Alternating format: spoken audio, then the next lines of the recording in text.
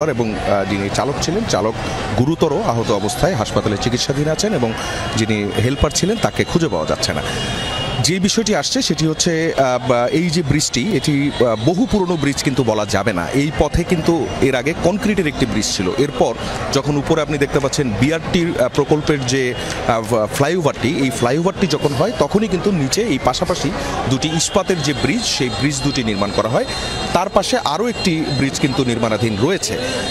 এই দুটি ব্রিজ দিয়েই কিন্তু যানবাহন চলাচল করত। নিচে যে যানবাহনগুলো চলাচল করত, বিশেষ করে যাত্রীবাহী বাস এবং মালবাহী যে ট্রাকগুলো আছে, এছাড়াও আশপাশের এলাকার যে প্রাইভেট কার থেকে শুরু করে অন্যান্য যে যানবাহনগুলো আছে সেই যানবাহনগুলো চলাচল করতো। আর পথচারী পারাপার তো আপনি এখনও দেখতে পাচ্ছেন, পাশের যে ব্রিজটি আছে সেই ব্রিজটি দিয়ে কিন্তু পথচারী পারাপারও হয়।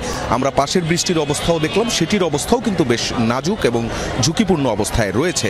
আমরা বাঁ দিকের ব্রিজ যেটি, সেই ব্রিজটির কথা বলছি। ডান পাশের ব্রিজটি কিন্তু নির্মাণাধীন রয়েছে। প্রথমত যে বিষয়টি আসছে যে 7 ঘন্টা পেরিয়ে গেলেও এই ট্রাকটি এখান থেকে উঠানো কোনো উদ্যোগ কেন নেওয়া হলো না।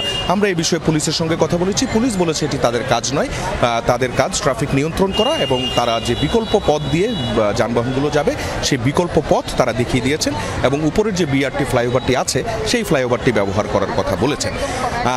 রোডস অ্যান্ড হাই অর্থাৎ সড়ক ও জনপথ বিভাগের সঙ্গে আমাদের কথা হচ্ছিল। আজ শনিবার, তারা কেউই, পাশেই কিন্তু রোডস অ্যান্ড হাইয়ের অফিস আছে, কিন্তু সেই রোডস অ্যান্ড হাইয়ের কাউকেই কিন্তু এখনো পর্যন্ত উপস্থিত দেখা যাচ্ছে না। আমরা টেলিফোন করেও কাউকে কিন্তু পাচ্ছি না, কেউই ফোন ধরছেন না।